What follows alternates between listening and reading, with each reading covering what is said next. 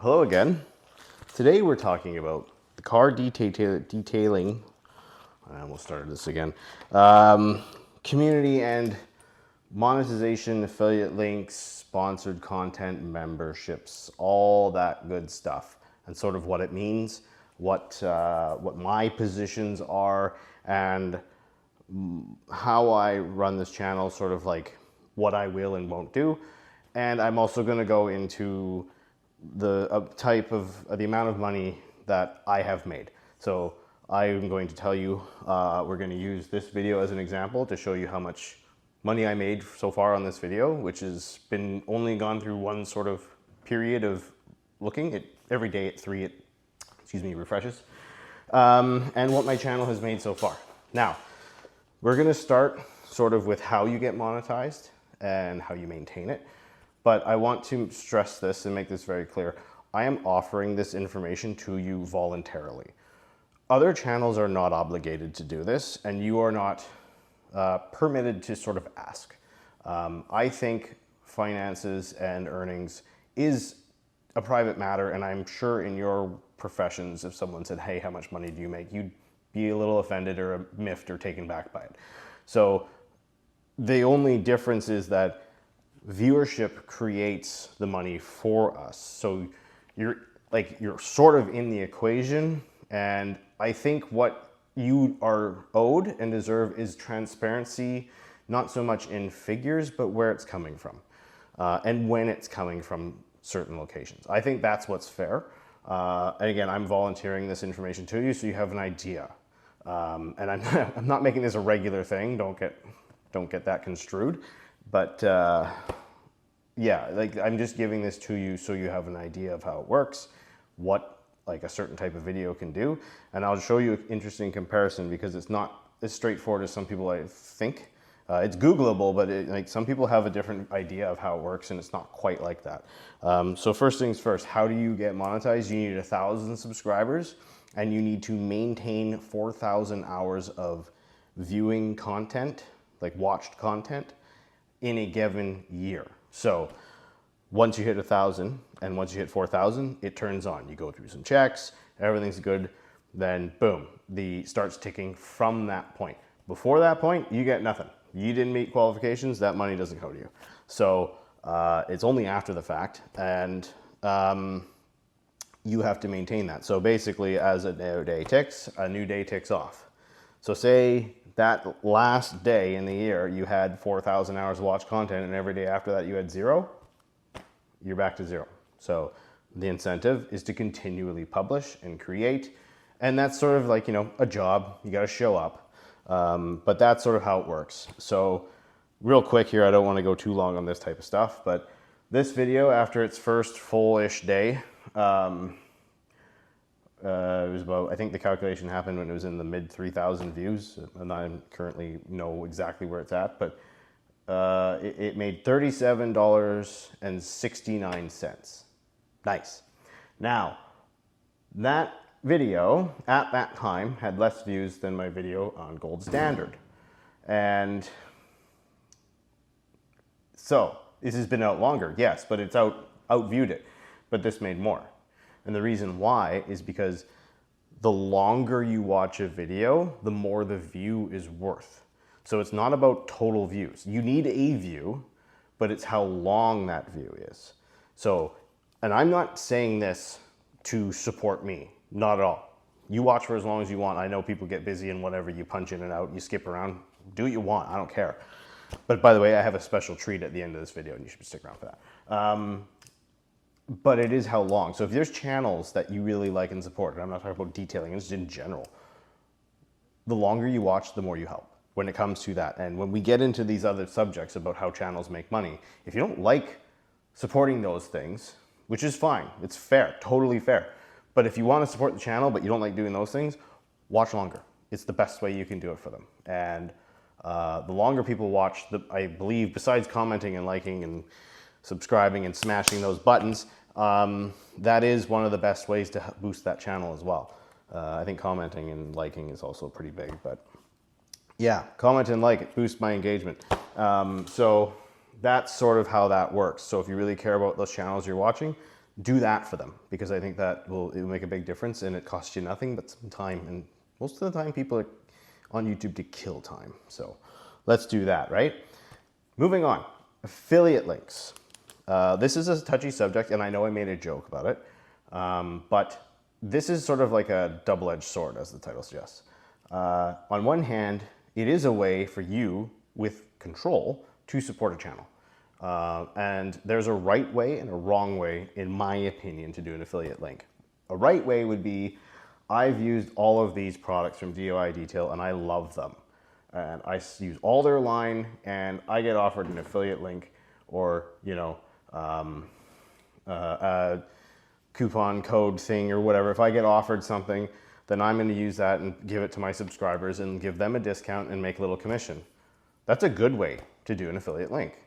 A bad way is, hey, I'm a car detailing channel and I'm reviewing this product, and here's an affiliate link for a credit card. I saw that today on a car detailing channel with like 1,500 subscribers. And I'm not poo-pooing his subscriber count. I am in no position to be doing that. But that misses the mark. That's not how you should be monetizing a channel that's focused in. Now, I didn't watch any of their other videos. It was about some sort of foamy thing. I really don't want to blow or give a win to what it was, but that, if you're testing a car detailing product and you have affiliate links that are not car detailing related, you're doing it wrong. And I think that's like, I'm here for money above anything else. And I am very fortunate that I don't need to be here specifically for the money. But it's a nice bonus. And, you know, nothing's cheap. My music subscription, my Adobe subscription, they're not free, but I would have had them. I wouldn't have had the music subscription, but a lot of people gave me feedback about the music I had access to, which sucked. So, you know, like, there's things you need to invest in to run a channel, and being able to make some money through well-vetted affiliate links, I think, is an okay thing. And I don't think channels should have their heads chewed off just because they have an affiliate link, despite my joke. So that's affiliate links and sort of the good and bad. Moving on.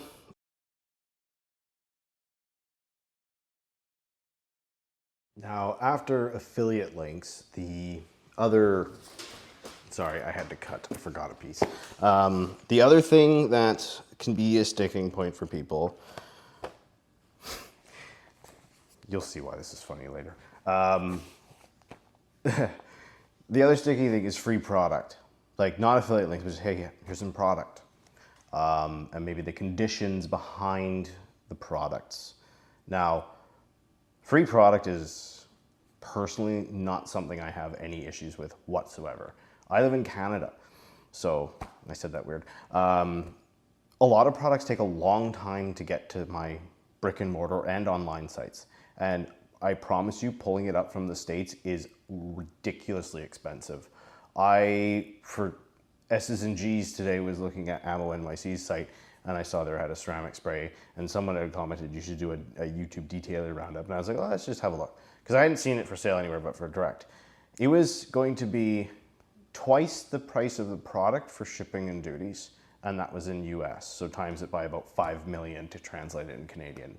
$94 before conversion, plus probably some more hidden fees, just because you never know. That's a lot for something this size. And those types of costs, like, yeah, you guys want the latest and greatest to come out right then and there, and that's how this whole machine sort of works. It's like, you got to be on time. Sometimes that free product can make or break something. You know, like Cerakote sent me their V2 ceramic coating. I reached out, I went through the program to try and get the V1, and there was a communication breakdown. I was supposed to get it, I didn't get it. And I reached out to them a while afterwards, and I was like, hey, like, do you guys have any of that V1 left? I really wanted to have a go with it. And they're like, oh yeah, like, you were supposed to get it, but something didn't happen. So they said, we'll put you on the list for the V2. And sure enough, I had the V2, and I had one of the first videos out, and that's not like a bragging right. I just got it, put it on the panel, gave it 2 weeks, and immediately ran.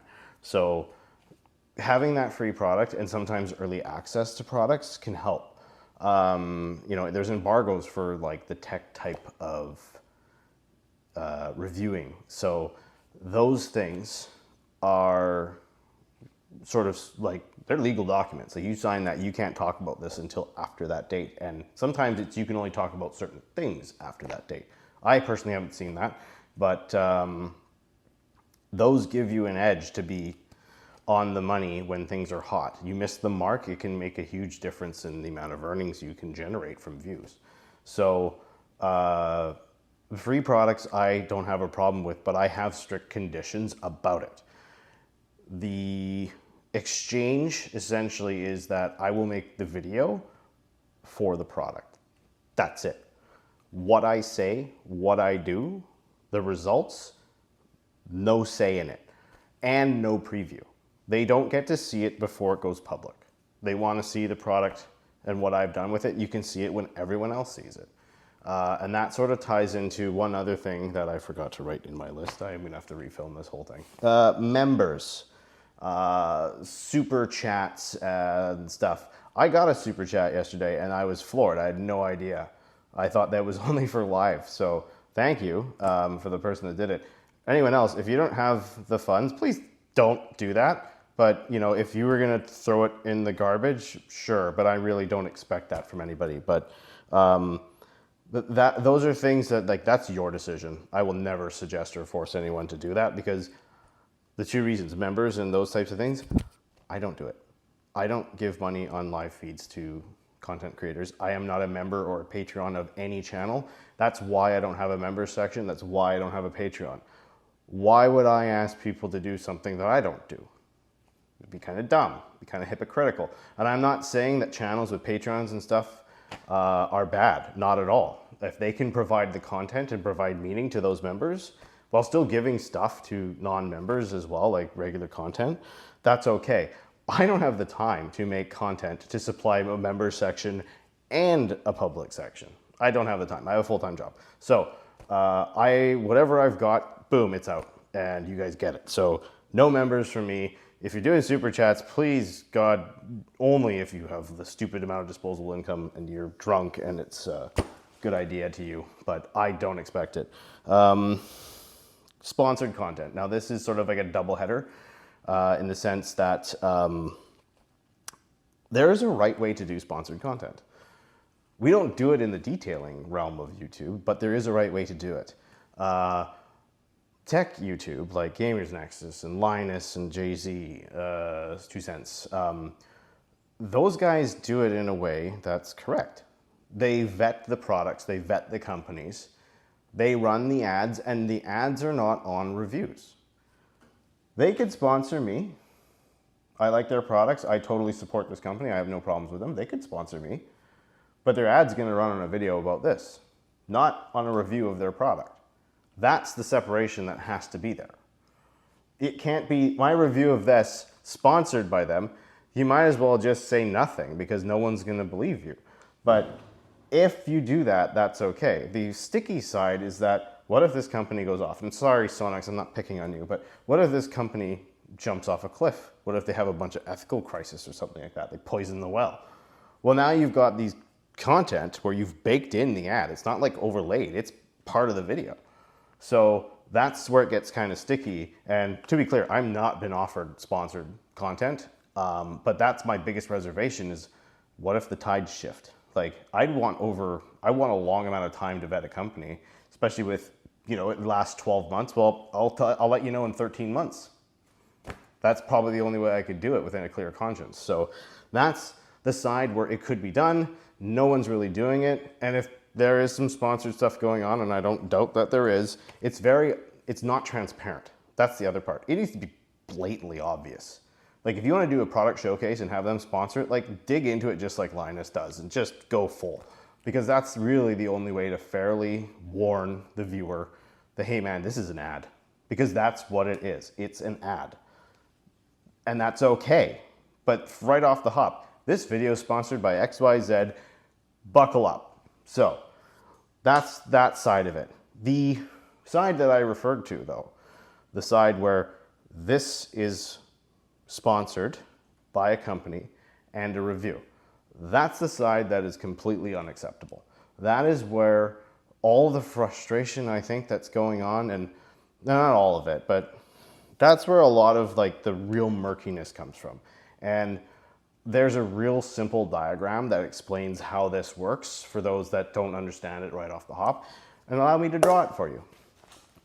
So here you have, so this is your YouTube channel that you've built, your personality, your style, whatever it is.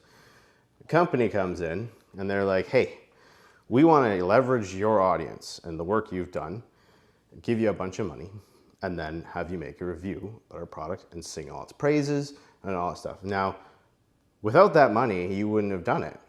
But with all that money, all of a sudden, it's like you have a different personality. It's almost like there's a second one of you. And when you go to the company and come back, you look like a